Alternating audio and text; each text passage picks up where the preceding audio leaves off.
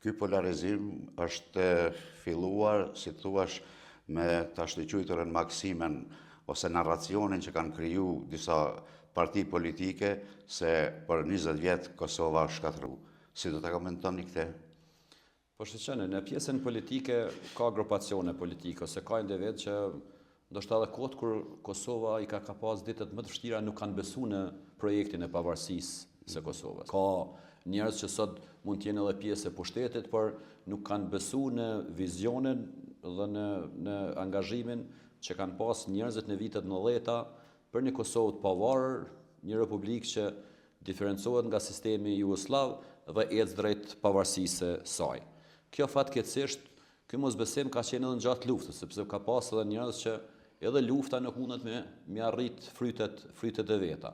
Ndërsa pas lufte, po ashtu, ka pas grupacione politike dhe individ që prap kanë qenë mosbesues ndaj një Kosove të pavarur.